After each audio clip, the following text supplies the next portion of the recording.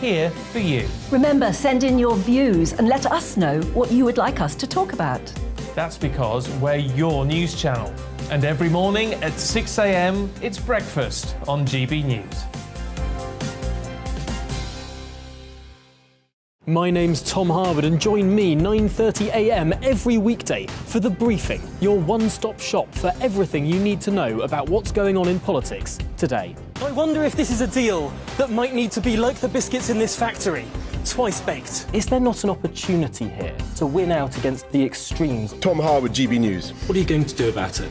Things should have been done differently, and they certainly are being done differently. Don't miss it. The Briefing with me, Tom Harwood, 9:30 Monday to Friday on GB News. Where would you like to go? Just take me to the studio, please, mate. You know where you're going. I've got a show to do. Friday Night Feast on GB News, 7 p.m. And it's like nothing you've ever seen before. We take a different angle on the week's biggest news stories. The viewers and listeners set me some absolutely mad challenges to do. We tried to rehome a rescue dog. And yes, there's some other wacky stuff in there as well. I feel like I could take on the world.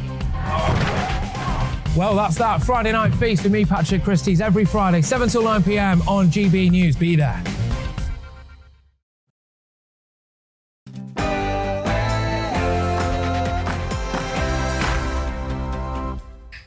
It's 11 o'clock. It's time for Headliners, a first look at tomorrow's papers. Tonight, in the company of the elite of British comedy, the marvellous Leo Kearse and Josh Howie. Big opinions and big laughs and big stories. See you after the headlines.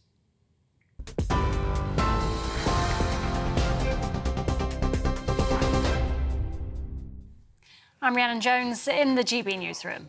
The race for Prime Minister is gaining momentum, with Sajid Javid and Jeremy Hunt adding their names to the ever-growing list.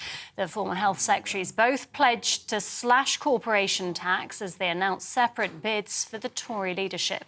They joined the newly appointed Chancellor Nadhim Zahawi, also pledging to lower taxes.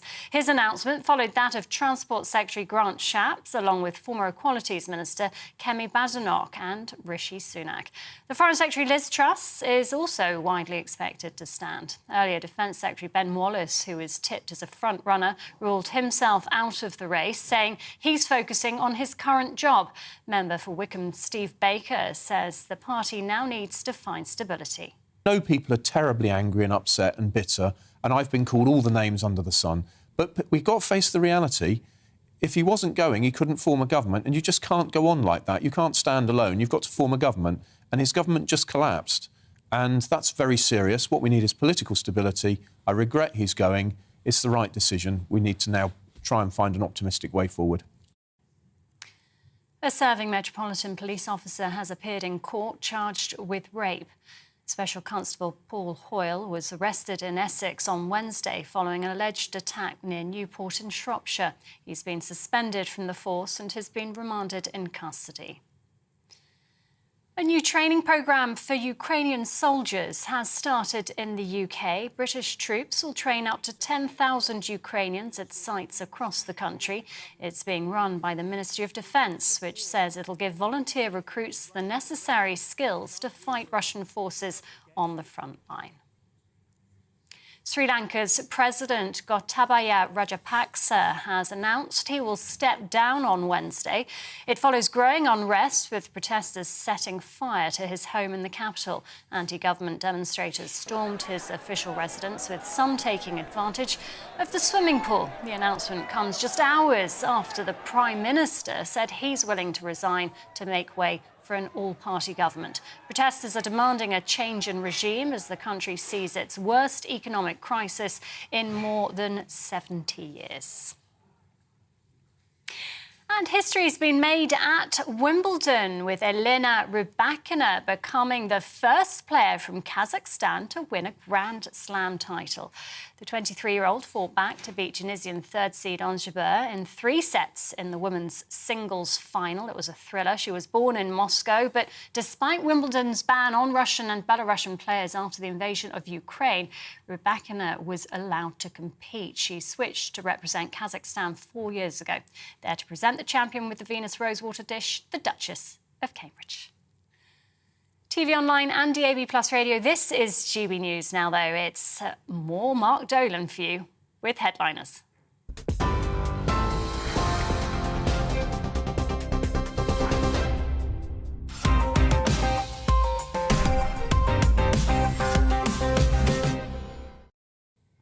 Thank you, Rhiannon. Brilliant job as ever. Hello and welcome to Headliners. I'm Mark Dolan, and this is your nightly romp through the next day's papers. Joining me tonight are two comedians bidding for the position of most used GB News comedian, Josh Howie and Leo Kearse. But Leo, you can't have too much of a good thing, can you? This is my 4th hour on GB News today.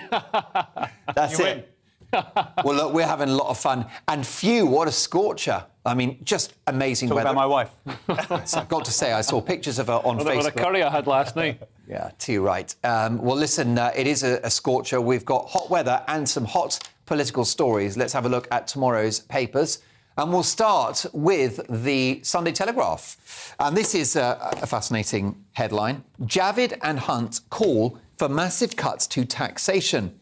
Former Chancellor wants to scrap national insurance tax rise. Help for large and small businesses, the priority for the former Foreign Secretary. Shapps and Zahawi vow to give armed forces more money to counter Russia is another story on the front page of the Telegraph.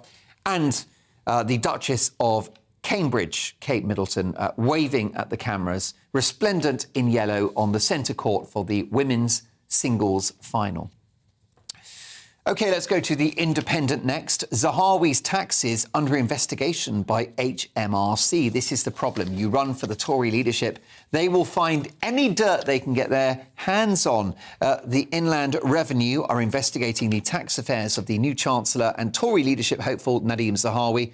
This, according to an exclusive independent investigation. Could that be a concern for our would-be Prime Minister? The Observer next. Bitter Johnson trying to wreck Sunak's bid to replace him. Disgraced leader intent on revenge. But a very photogenic Rishi Sunak blasted across the front page of the Observer there. The front runner, they say, stepping out of his London home looking very much like the Instagram politician. The Sunday Mirror next. Labour leader exclusive. Keir Starmer, bring on the general election. He calls for an end to the zombie government. Carrie was the one who told Boris to quit, another exclusive in the Sunday Mirror. The Sunday Times now. Johnson pushed for woman to get City Hall job during relationship. Blimey, they're still dishing the dirt on old Boris, aren't they? Possibly that ship has passed now. Also on the front page of the Sunday Times, Tories tear themselves apart over tax. Frontrunner Sunak attacked from all sides. Zahawi under investigation by HMRC. And petrol crisis sees drivers dump the car and walk to work. The Sunday Express. Exclusive. Leadership hopefuls urged to defend UK freedom. New battle to save Brexit. Rees-Mogg fears those who betrayed Boris will now seek to neuter Brexit. And last but not least, the Daily Star. Kinks legend Dave Davies reveals his saucy ET invasion. Kinky aliens really got me. Kinks hero Dave Davies has told how an alien force froze his groin and banned him from having sex.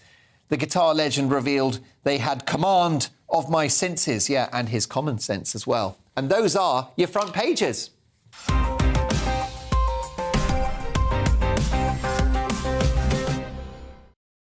So many great stories to get through. Let's start with the Mirror, and Keir Starmer is up for a fight, Leo. Yeah, so Keir Starmer is saying bring on the general election, but I think he should be careful what he wishes for because, he's 11 points clear in the polls. Labour are 11 points ahead of the Tories. But you'd think at this point, in what is currently a pretty catastrophic administration, they'd be much further ahead. And we saw in the recent by-elections, which were painted as some sort of, magnificent victory for Labour and the Lib Dems. Labour only won one of the seats. They lost their deposit in the other seat. And even in the seat that they won, the turnout for Labour was down 8,000 compared to the general election. So I really think an invigorated Tory party with a new leader, possibly Liz Truss, with a new leader, could really galvanise votes, get the voters out and stop Starmer getting in.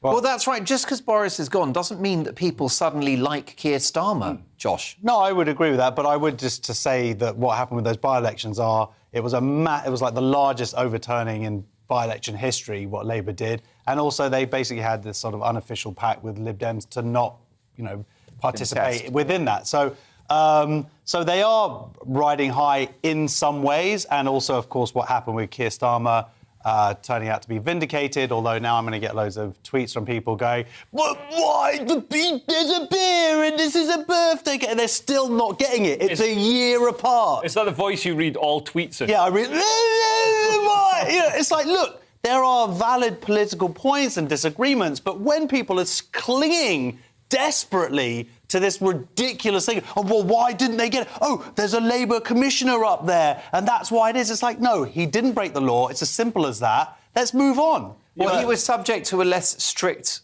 Yeah, because it was a year apart. Yeah. But he obfuscated about the details of that event. So, first of all, he was found not to break. The Labour Party lied about the fact that Angela Rayner was there. They said whatever. Like, look, people accuse this idea there's this massive conspiracy. People mess up. Why did you bring it up? They didn't break the law. Why did you bring it up? Because it's so ridiculous. Why are you even talking about it? Nobody even cares about Beergate anymore. Well, they do. All you do is see tweets over the last 24 hours. Oh my God, why is this? How comparing the two? It's like, move on. He didn't break the law. Because he's a Beergate hypocrite. No, he's not a Beergate.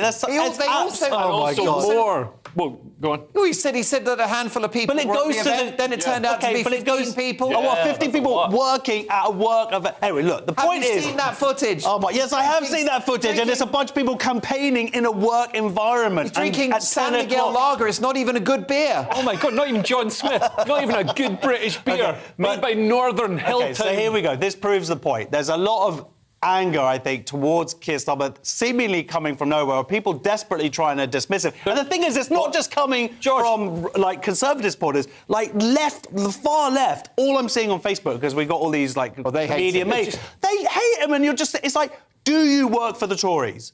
That's fine if it's like they're slamming into him all the time. For me, he seems like a pretty boring, pretty decent guy. And that's much more than Boris. The problem with Keir Starmer is that everything, he doesn't speak from the heart. He doesn't speak directly. I agree with you. He doesn't speak with passion. You don't know what his ideas are. He doesn't know what his ideas are because he's not sure in his ideas. He's not even sure what a woman is until he's run it past a focus group. And everything he says is calculated and weighted and polled. No, I absolutely agree with all of that. They've got a massive problem with the women issue. They need to sort themselves out. I totally agree with you. He's not coming across as authentic.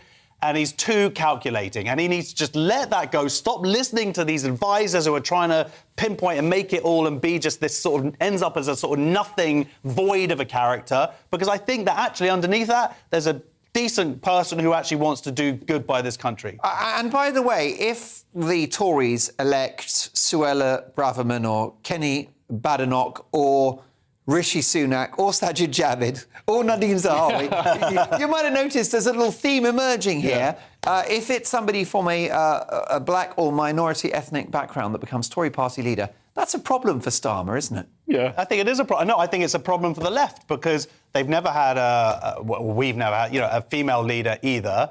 For all of the proclamations of right honest and equality and all this stuff, they're not backing it up when it comes to their leaders at all. You had today this Joe Mahorn ham guy, the guy who killed a fox on Twitter. Jolien Morm. Jolien Morm. He's such a plonker. Anyway, the guy, he killed a fox on Twitter. Also a very good lawyer. I mean, that's your mortgage. Can I say he's a plonker?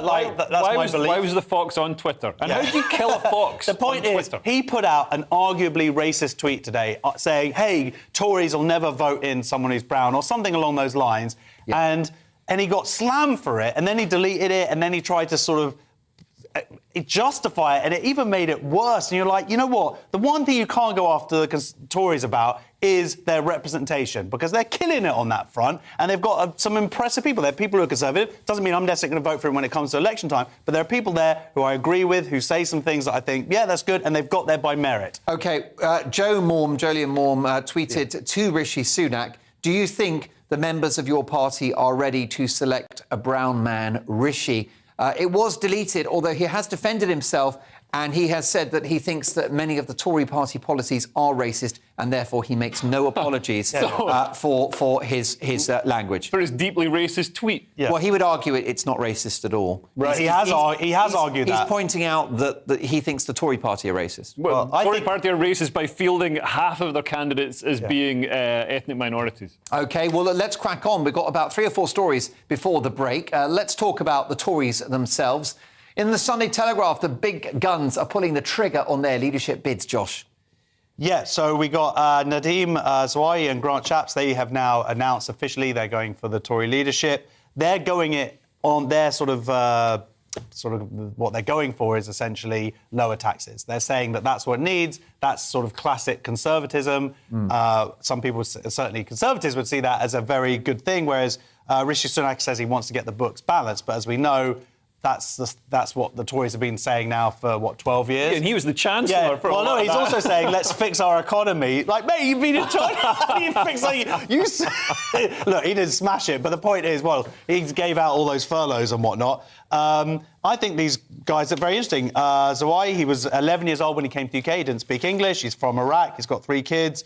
He's got a good story there. That's not the full story. What's the rest of it? He was investigated by the National Crime Agency. Well, then the story gets worse. Over an offshore. You know what? I only read offshore company. Then I take it back. His family firm has an offshore company where they had £20 million worth of YouGov shares, and so the dividends and all the rest of it weren't being declared. I mean, to be investigated by the National Crime Agency. Why have they not put that inside this article? I think it means he'd be a very canny Prime Minister. He's a clever businessman. Look at Donald Trump. There are a lot of people throwing their hat into the ring, people we've never heard of from the backbench of the Tory party. News just in, other people that have revealed that they will now run for the Tory leadership. Bianca from EastEnders, Joey from Friends and Screech from Saved by the Bell. So they're all in the mix for the top job. Let's now talk... Just talking about Grant Shapps as well, because we shouldn't let him off the hook. He ran what's been described as a pyramid scheme.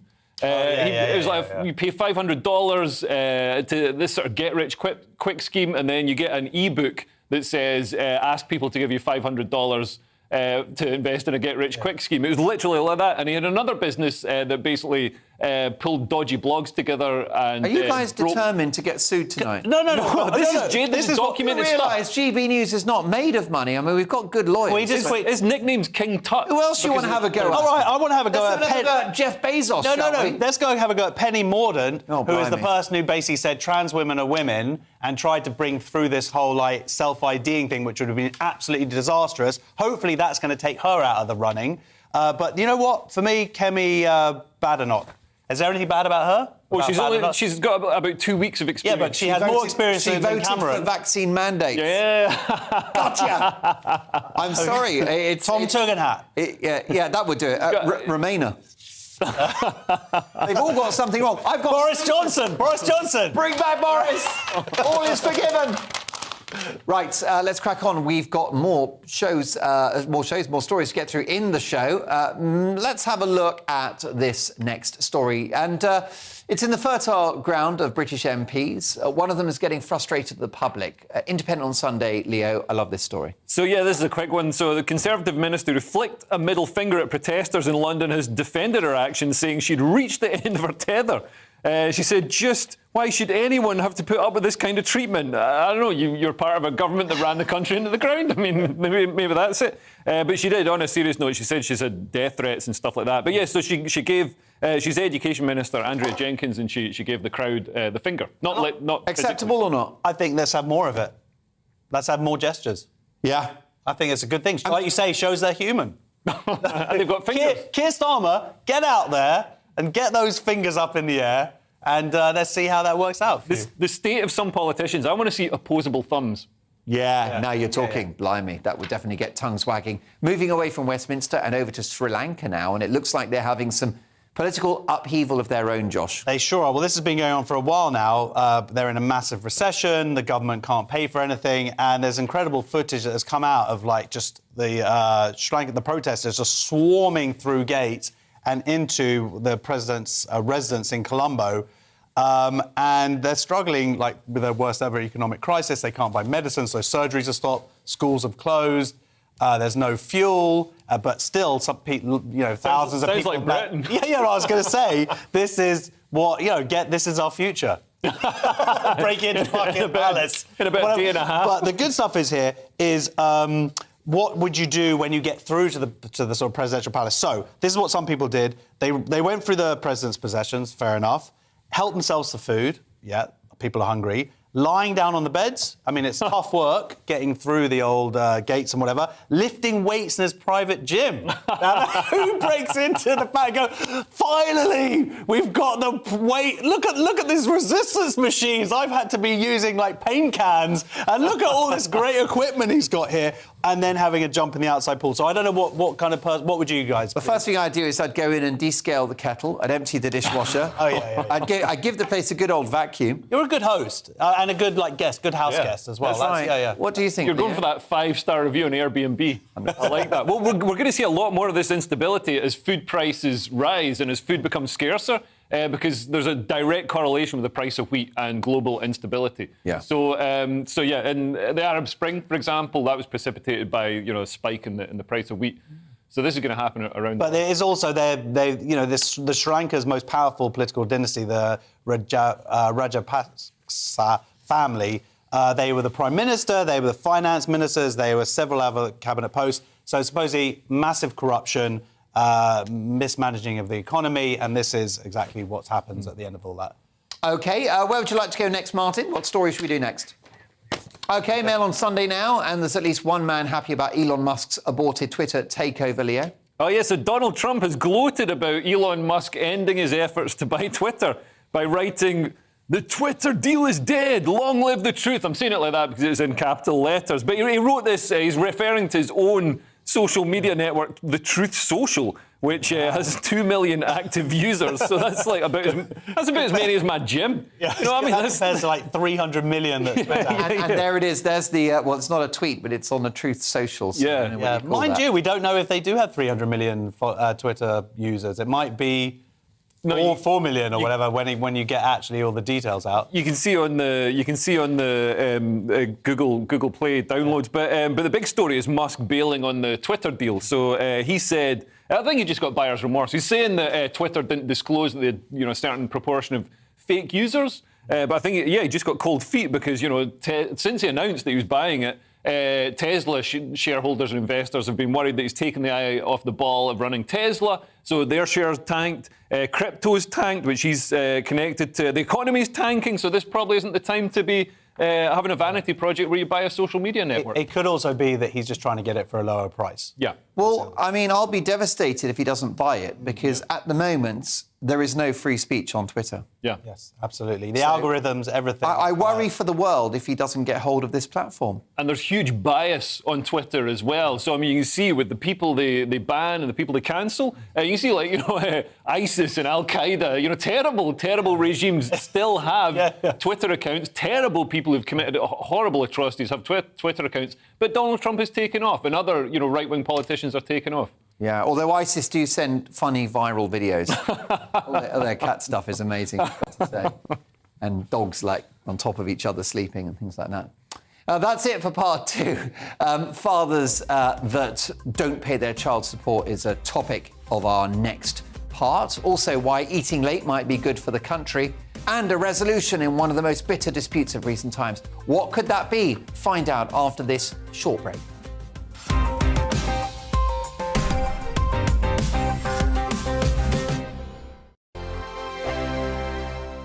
We are GB News. We're right across this great nation. On TV. On radio. On digital. Absolutely everywhere. We don't talk down to you. We embrace all voices with honest and civilised conversation. We are not part of the establishment. We're one of you. And we're only getting started. Join us on GB News, the People's Channel. Britain's news channel.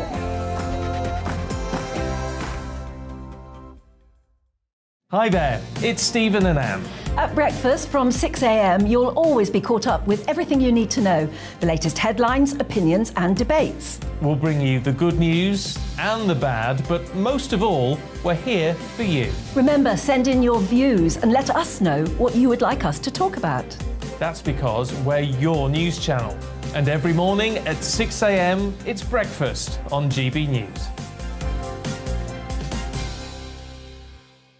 My name's Tom Harwood and join me 9:30 a.m. every weekday for The Briefing, your one-stop shop for everything you need to know about what's going on in politics today. I wonder if this is a deal that might need to be like the biscuits in this factory. twice baked. Is there not an opportunity here to win out against the extremes? Tom Harwood, GBNews. What are you going to do about it? Things should have been done differently, and they certainly are being done differently. Don't miss it. The Briefing with me, Tom Harwood, 9:30 Monday to Friday on GB News. Where would you like to go? Just take me to the studio, please, mate. You know where you're going. I've got a show to do. Friday Night Feast on GB News, 7 p.m. And it's like nothing you've ever seen before. We take a different angle on the week's biggest news stories. The viewers and listeners set me some absolutely mad challenges to do. We tried to rehome a rescue dog. And yes, there's some other wacky stuff in there as well. I feel like I could take on the world. Well, that's that. Friday Night Feast with me, Patrick Christie's, every Friday, 7 till 9 p.m. on GB News. Be there.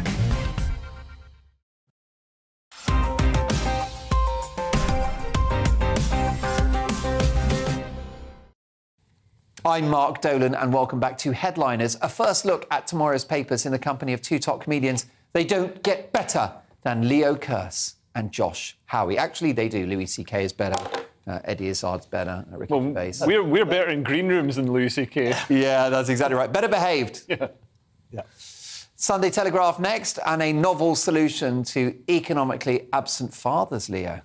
Oh, yeah, so fathers who don't pay their child support are going to be tagged and banned from the pub. So the government plans to impose strict restrictions on parents who fail to pay child maintenance. So this is going to stop you from socialising, going on holiday, going to the pub. You could also face a prison sentence. What about stopping them from breeding?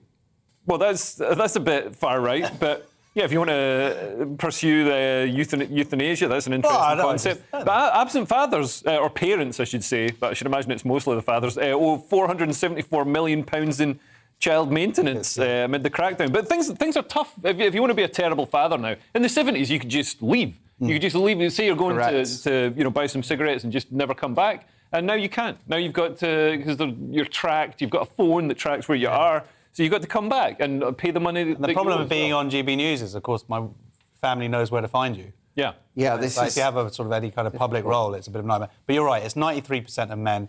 Look, these sound like great ideas. What's the problem? They don't follow through with them, and they haven't been doing so for years. Yeah. This is why it's got so bad that £474 million in child maintenance is owed.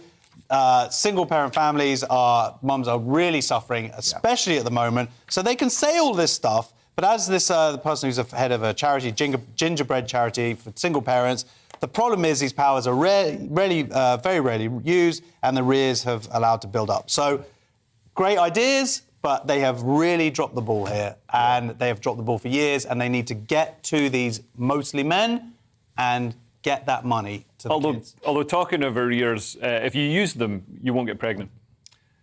Well, by the way, that's a very good point. You, of course, are expecting a baby. A baby, yeah. So you will be that absent father in what, 6 months? Soon enough. I'm going to be very present. I'm going to be a helicopter parent. Listen, just give it a few sleepless nights and you'll be out of that. He'll be sleeping in the back of my Prius. Let me guarantee you. The Sunday Telegraph next, and over to the Netherlands, and one set of people you don't want to make angry, Dutch farmers. Josh, this story requires more global media attention. It does, but it is being covered now in the Sunday Telegraph, and I've seen things online where people are saying, hey, why aren't mainstream media doing it? Well, Telegraph are now covering it, we're covering it here, it is getting out there, and they are getting support across Europe from other farmer groups.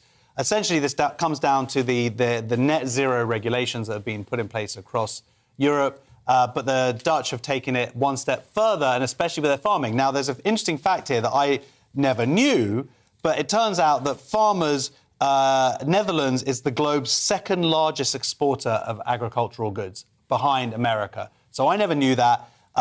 So this stuff they're talking, because of course they have a lot of livestock, and so because they're trying to cut down on the sort of ammonia and the different things that you use and the different things that you're feeding, and all that stuff. That's going to change people's generation, hundreds of years of families in the same field. And so, sorry for that, not a joke, not meant to be a joke. But you didn't laugh, so it's fine, because I said field. Oh, right, yeah, no, good, OK. Thank you. Well, it worked for me. Yeah, not to your face, though.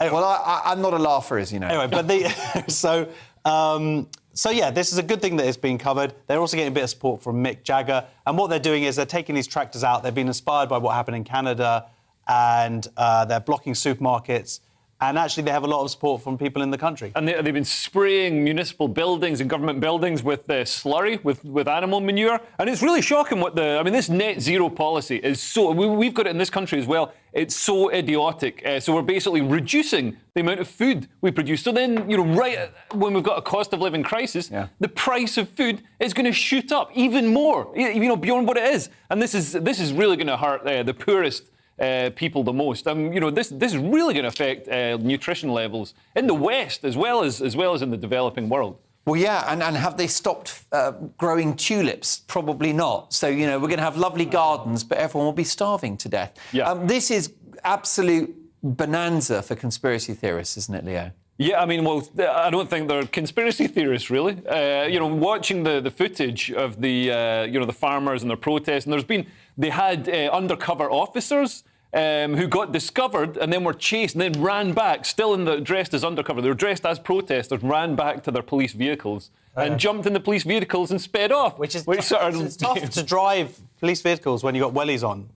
So it most certainly is. Well, look, I think it's a shocking story, and I think it's monstrous what the Dutch government are doing to their own farmers. A disgrace. Now, Sunday's Metro next, and it looks like we might be going to bed with full tummies this winter, Josh. Yeah, Brits have been asked to turn down our thermostats, eat later, basically to avoid blackouts, because there's this fear that we're going to be running out of power, especially during the winter. This is from the UK's infrastructure czar.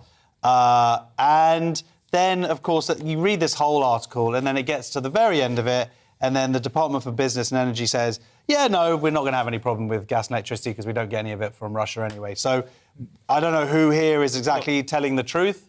No, we don't just get... I understand that there's a larger market. But there's a market, and then if other countries have to spend more on their gas and energy... It's going to push up But the ridiculous thing is, like, the UK could be not just self-sufficient in oil and gas, we could be providing Europe with oil and gas and making money, paying down all our debt from coronavirus, and it's ridiculous that we're not. They're still, they're not developing fracking sites, plans to develop, which is safe and clean. Plans to develop fracking aren't being done, and North Sea oil fields, like the Campbell field, aren't being developed. No, I heard that's not true. I heard they actually are now going into the North Field, into the Northern Sea. We should have been doing it. Of course, we're behind. The SNP and the Scottish Greens are really against it. So Patrick Harvey, the leader of the Scottish Greens, said anybody who wants to work in oil and gas in Scotland is a far-right extremist. That's how ridiculously twisted our ruling classes are. That's the world. The world's gone to hell in a handcart. Yeah, and just to do a terrible thing, Cornwall Insight, which is one of the country's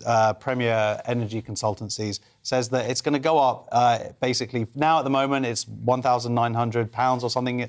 It's going to go up to £3,200 in October, and then even up more by the end of the year. So people are already struggling. That could really put people right over the edge. Let's power through three stories, if we can, before the break. Metro once more, and history is littered by a series of intractable conflicts. Israel-Palestine, Leave Remain, Sega or Nintendo. The most efficient way to load the dishwasher even, and most recently, Heinz versus Tesco.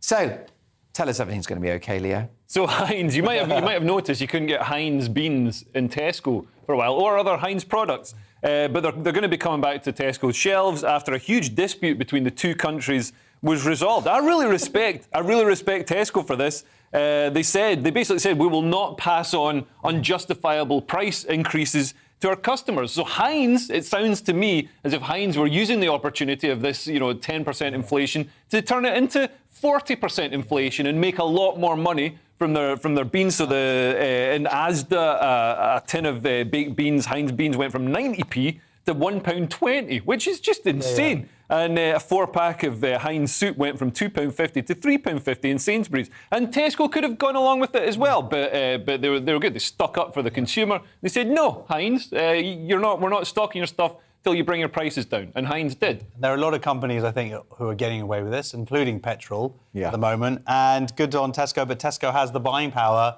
to be able to afford. What this article doesn't say is what the deal was struck, so we don't know how much these Heinz products are going to cost. The good news is that I'm just at the end of my ketchup. So, I've just timed it really. I'm hoping I'm going to do a big shop on Monday in the supermarket, and I'm very much hoping that I can buy some. Well, I think the negotiating tactic was a horse head found in a bed, which ended up in a lasagna. So... Too right. Every little helps, doesn't it? Sunday Mirror now, and let's talk about McDonald's in Russia. In a spud of trouble, Josh. Very good. So in Russia, McDonald's pulled out. See, I laugh at your jokes, or at least I say very good. I don't just stand there. You're polite. Yeah, no. Russia. We're a tough crowd, aren't we? yeah. You are. Russia pulled out a couple of months ago, and what's happening now is that it got replaced. Essentially, someone took over the sort of the McDonald's sites and everything, and they're calling it Tasty and that's it. But actually... Such a Russian name. Tasty and that's it. The thing is, they've had mouldy burgers, now they're running out of chips. So when they say Tasty and that's it, what they really mean is it's half of it is wrong, it's not necessarily tasty. And the other thing, when they say that's it, they literally mean that is it. It's quite interesting to see. For me, this is like a really positive story because I just want to see ordinary Russians getting their comeuppance and not be able to get McDonald's is really sticking it to Russians who think that the whole Ukrainian war and they've been bought by the propaganda and all this stuff. The Russian government has gone on to say that, no, we got loads of potatoes and it's not true and da-da-da. But the reality is, it's a market. Where are these potatoes? They're not being able to serve them, so they obviously do have an issue with potatoes. Well, talking of propaganda, I mean, I'm not sure about this because we hear so many stories come from Russia and from Ukraine. I remember just a week ago, General Pavel, there was this obese general who's been brought out of retirement. That turned out to be a complete hoax. Oh, really? Complete nonsense. And we're seeing, countries like McDonald's pulling out of Russia, companies like McDonald's, Netflix, Pornhub. I mean, it's not exactly going to weaken Russia, is it? They're going to eat nutritious food. Are you serious? They're not going to masturbate furiously 10 hours a day. They're not going to watch nonsense brain-curdling Netflix. Has Pornhub gone out of Russia? Yeah, seriously. OnlyFans as well. But another reason not to go. Those are some of the best videos I've heard. I've got to say, some of that material is fascinating. I was watching a Russian film the other day, and I do wonder whether they'll ever fix that sauna. Let's move on now to The Observer, and we all know that the bedrock of any civilization is a codified rule of law, incorruptible systems of government, and that key element of socialisation, male banter. But these foundations may not be as solid as they seem, Leo. Yeah, so Max Dickens, who's a comedian. Top comedian. Yeah, I think we've all heard of him. Very nice man. Oh, really? Nice guy as well. And I was surprised to see him write this letter. So basically, it's about how men don't have any friends. So we do banter with each other, but then we don't actually care about each other. We don't laugh at each other's jokes. We don't laugh at each other's jokes. We make fun of each other. And he proposed to his girlfriend, and he realised he had nobody to call on to be his best man, because he just had, acquaintances he went down the pub and had banter with. And this ties in with research by the mental health charity Movember that suggests that 1 in 3 men have no close friends. And Max talks about the only time I ever tell a male friend that I even so much as like him is after 7 pints or so. I've got to be honest, one of my friends told me he liked me. I'd never speak to that person again. Run for the hills. Yeah, that's just weird. Men aren't friends like that. We have close friends, but we're not like, hey man, I really like you and I support you and I respect you. We're just, we're not like that. Yeah, Definitely not. It's interesting. I didn't realise that he was a comedian. I know he's got a book to sell, but he did a very similar article, and I didn't know which newspaper it was. And we did it about a month or two ago about how he couldn't get a best man. And I just thought he was some journalist who worked in the office, and they sort of found this new statistic. They go, hey, get that guy who's not got any mates to write this article. What's his name? Like, I can't remember, whoever it is. So he does raise some interesting points here in terms of the psychology of making friends and what men do differently to women. How I think women are face front or whatever, which means that they talk to each other and it's one-on-one, and men are much more side to side, which is where you sort of go out and all take the mickey out of each other. And there's one interesting other thing here that I'd like to quote, which is he says that banter is actually a perverse form of love because it's a way of, it's intimacy in action, and it communicates that I know you and I trust that you know that I'm not being cruel. And I think there's a lot of truth to that. And I'm going to start using it to get some friends. That will do. Don't look at us. I really like you, Leo. I like you, Mark. I like both of them, Mark. but not in that way. Although the night is young and I've not had a drink yet. That's it for I like part 2. Getting freaky. Someone call security. Coming up, Josh Howie will be answering the question his family and friends have been asking for years. Is sex work real work? The healing powers of fishing and what part of the ocean is being used as a big old toilet. See you shortly.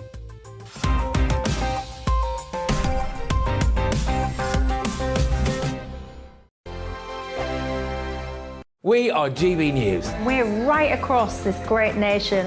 On TV. On radio. On digital. Absolutely everywhere. We don't talk down to you. We embrace all voices with honest and civilised conversation. We are not part of the establishment. We're one of you. And we're only getting started. Join us on GB News, The People's Channel. Britain's news channel.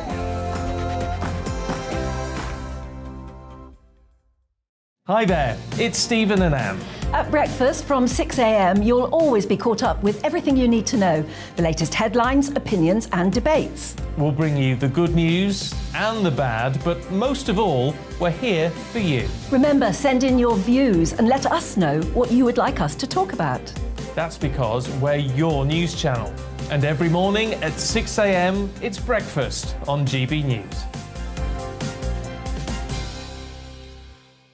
My name's Tom Harwood and join me 9:30 a.m. every weekday for The Briefing, your one-stop shop for everything you need to know about what's going on in politics today. I wonder if this is a deal that might need to be like the biscuits in this factory, twice baked. Is there not an opportunity here to win out against the extremes? Tom Harwood, GB News. What are you going to do about it? Things should have been done differently, and they certainly are being done differently. Don't miss it. The Briefing with me, Tom Harwood, 9:30 Monday to Friday on GB News. Where would you like to go? Just take me to the studio, please, mate. You know where you're going. I've got a show to do. Friday Night Feast on GB News, 7 p.m. And it's like nothing you've ever seen before. We take a different angle on the week's biggest news stories. The viewers and listeners set me some absolutely mad challenges to do. We tried to rehome a rescue dog. And yes, there's some other wacky stuff in there as well. I feel like I could take on the world. Well, that's that. Friday Night Feast with me, Patrick Christie's, every Friday, 7 till 9 p.m. on GB News. Be there.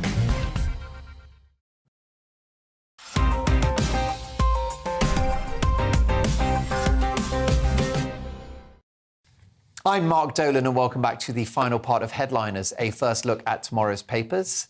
Tonight, in the company of the brilliant comedians Leo Kearse and Josh Howie, we kick off the final part of the show with the Sunday Times. And what exactly is going on in our schools, Josh? This story is very upsetting. I'm very angry about it. Let's get on with this and let's sort it out. So, sex work is rewarding. That is what some pupils were told by education providers. Basically, the schools are bringing in these external consultants or whatever to teach their pupils, and we're talking about primary schools and secondary schools, to teach them about sex and relationships. And the people they're bringing in are absolutely inappropriate, and the stuff that they are teaching them about kink, about underage sex, about masturbation is unbelievable. And you read this article, and I recommend people go and find this in the Times, find it online, whatever, if you can, do the description, because the stuff that they lay out here it's criticised, they've been criticised, and I think rightly so, as sex abuse. And if my kids have been taught this, and I've just had, my 9-year-old and my 13-year-old have just had exactly these lessons, not with any of this stuff, but I did quiz it, and we'll get into that in a second. But some of the stuff, as it says here, is bordering on illegal. You have this company called Bish and this guy called Justin Hancock, and what he's one of the things he's writing online is that a 14-year-old is querying a 16-year-old. They're using the withdrawal method or whatever, and they're talking about and he's saying that no, you wouldn't get pregnant. Don't worry about it. He doesn't say, by the way, that's illegal. Yeah. And he also goes on to recommend lubricant during anal sex. I mean, this is insane. And it's not just like this one person. It's like a bunch of these companies. They're coming in with this stuff. What are they teaching our kids? They're too young, you know. Is this secondary? Or? This is secondary school, but 100,000 young people. But it's not just secondary. In primary school, a 9-year-old last week, supposedly, went back in tears, basically, to their mum because they were taught about rape. And the schools are paying like 500 quid for this. And another school, for the 7 to 11-year-olds, they're going in and they're teaching them about creating a gender-neutral character. So not just the sex stuff, they're literally indoctrinating our kids with an ideology. It's insane that this has gone on. It's gone on now for a bunch of years. how the schools have let this just happen. And not only that, this story at the end here is that there's a mum who said, because she's got like 4 foster kids, and she says who are sort of 12 to 13, and the 12 to 13-year-olds were going in, learning about like gender and whatever, and said, look, can I please see what you're exactly teaching them, because I want to make sure you're teaching them about sex, and sex as a class and being a binary characteristic or whatever. She gets called into the school. She's confronted with social workers, an educational advisor. A member of the school staff had alerted the authorities just because she said, can I just make sure what you're teaching? So now the mum has started legal action against that teacher for making the complaint. How has gone on?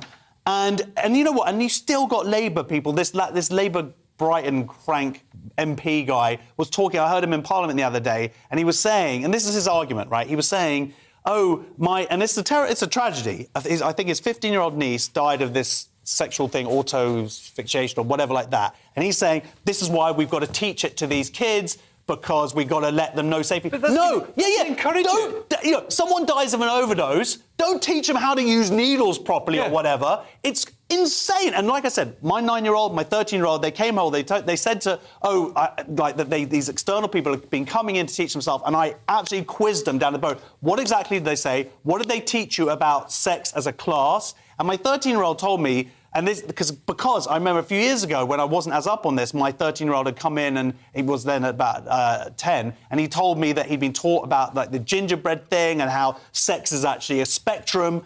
My kids are being taught anti-science, and they go to a Jewish school, so there is a little bit of anti-science. There's this whole God thing. They're wrong. They're wrong anti-science. There's some God science. There's some God stuff. But this stuff infuriates me. This is what my son did. He said to these external providers, they said, does anyone have any questions? And he said, yeah. Do you think it's fair that biological men competing in women's sport? And it's like you realise that you're talking to your family and stuff and how much they pick up on. Yeah. And of course, your son is a keen watcher of GB News. Yeah, exactly. He's, hey, Morty. And you know what they did? Totally copped out, and they went, yeah, that's a really interesting question. I think it's great how we've got lots of gay footballers coming out at the moment and whatever, and totally sidestep the whole thing. But his classmates afterwards like, what up, Morty? But yeah, on a just a basic level, who needs to be taught masturbation? Like, I think men, even monkeys at the zoo do it. So, we don't... To be honest, I actually could have... Were you trying to do it between your knees or something? I don't really want to go into it, but I could have had a little bit of help. And also teaching people about kink. Nobody wants to have a state-sanctioned kink. That takes all of the kink out of it. If it's something that, some Sunday school teacher is telling you to do. Well, weirdly, although it's kind of dressed up as tolerance and diversity and inclusion, really it's perversion, isn't it? Yes. And you mentioned child abuse. I don't think that's too strong an expression.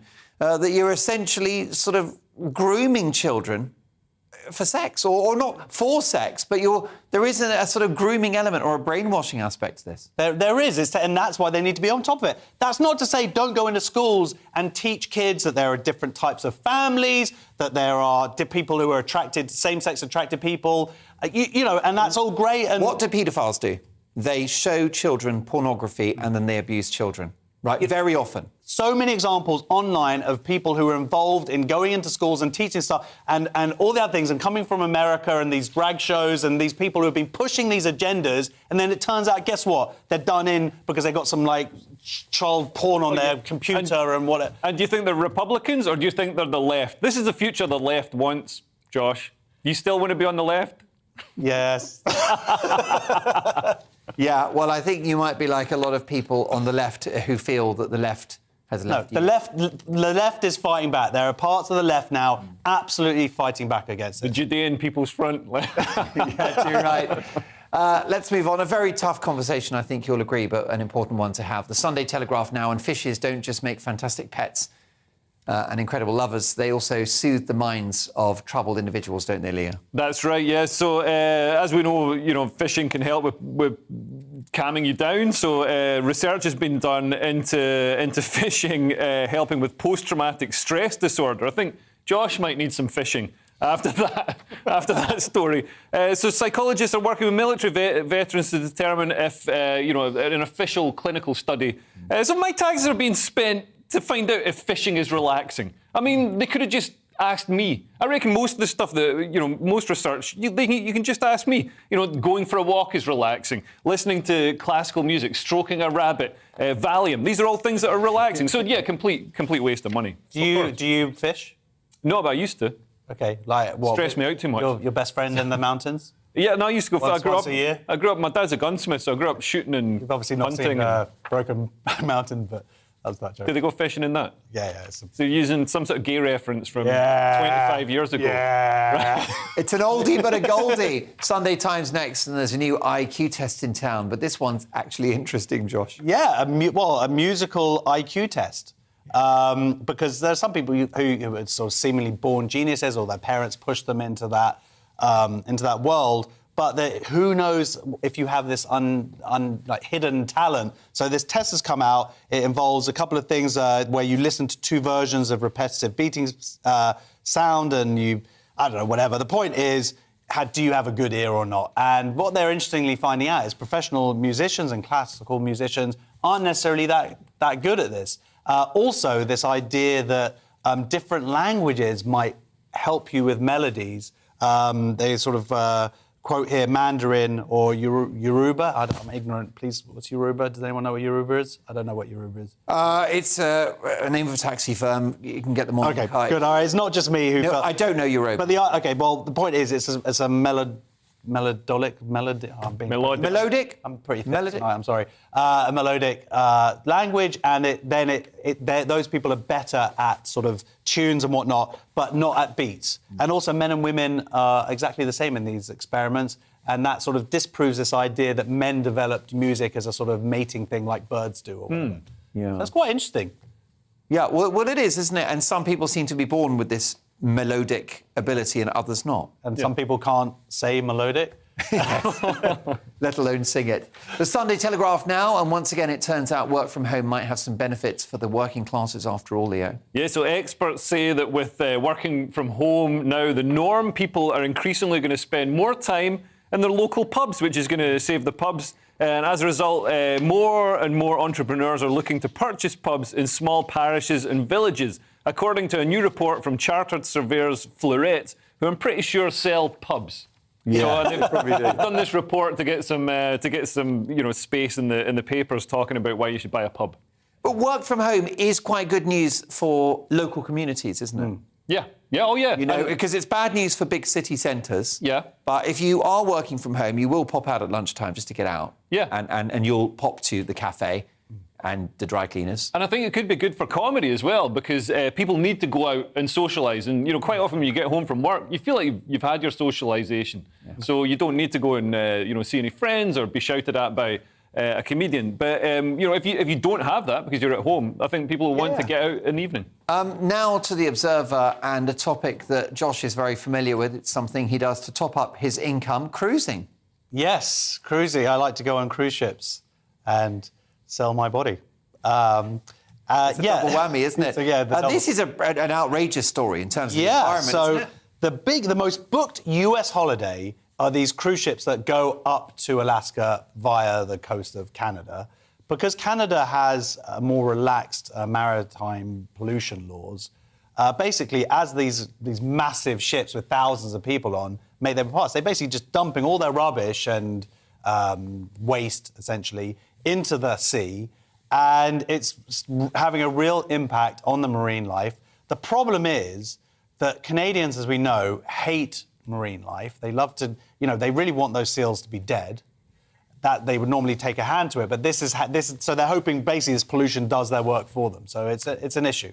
Yeah, it is an outrage, isn't it? That this is happening. They've got weaker regulations in Canada, so the ships, when they're on their way up to Alaska, just dump their dirty water in Canadian water. But the funny thing is, they're not even going to Canada. They're on the way to another part of America. Outrageous. It's great. Outrageous.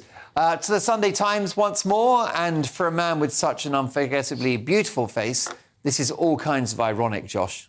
Yeah, Brad Pitt is saying that he has a condition called prosopagnosia, which is where you can't remember faces. And he's had the condition since 2013, except later, as he explains, you're either born with it or you have some kind of stroke. So he doesn't really have this condition. What he has is he's super famous. So that is two things. Number one is, I remember seeing a documentary on The Shining, and you saw Jack Nicholson, and he was basically saying he met about 50 people a day, like new people. That's a lot of people to meet. He's meeting. So Brad Pitt, world famous. All he's doing is traveling the world or being on film sets or whatever. He's meeting too many people to take that in. And number two is, he doesn't need to remember people's faces. They remember his face. So he could just be that. And so he's basically made up this thing saying, I've got this condition. I'm so sorry I don't remember you, but you're not important. You think he's forgetting, like, the important people's faces? No, he's just forgetting, like, the little people like us there. So it's a great excuse. Good for you, Brad. Enjoy yourself, mate. Exactly. Crack on and enjoy what you're doing. How about the Sunday Mirror now? And this one's about President Joe Biden. End line, look at Leo and smile. I think you know what I've done there. Yeah. Can we show the video? Let's do it, Martin. Let's have a look at the video. It is noteworthy that the percentage of women who register to vote and cast a ballot is consistently higher than the percentage of the men who do so. End of quote. Repeat the line. Women are not without electoral and or political, or maybe precise, not and or political power. That's another way of saying that you, the women of America, can determine the outcome of this issue.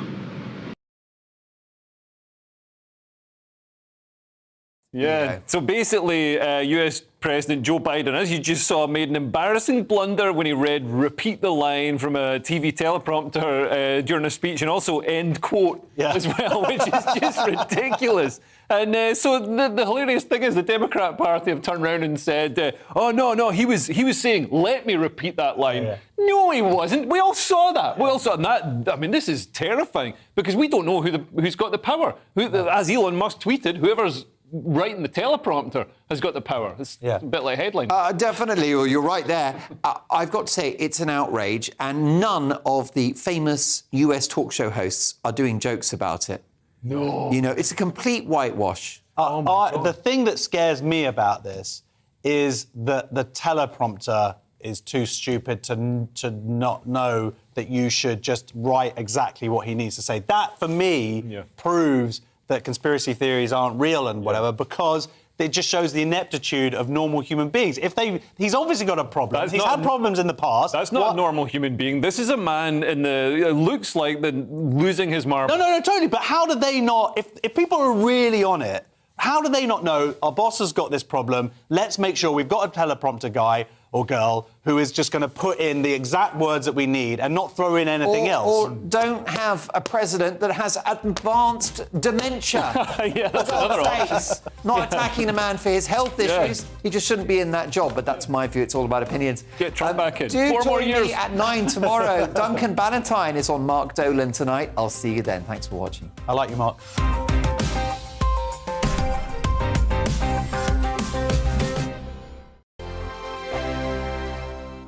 I'm Dan Wootton. Join me Monday to Thursday from 9 to 11 for the feistiest and most fun news debate on TV, where free speech reigns. I'll bring you a sharp take on the day's biggest stories, bombshell newsmaker interviews, and A-list guests. And I guarantee you, no spin, no bias, no censorship, and no reason to go to bed. That's Dan Wootton tonight, Monday to Thursdays from 9 on GB News.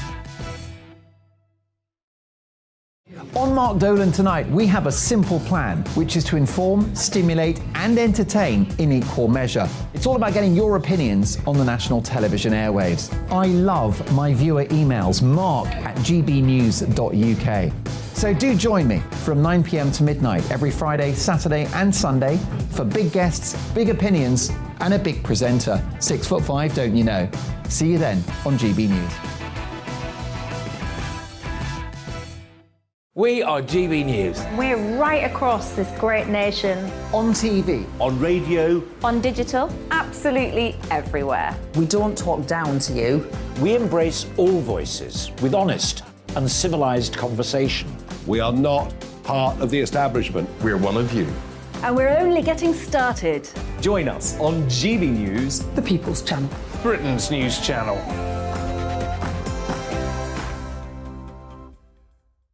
Hi there, it's Stephen and Anne.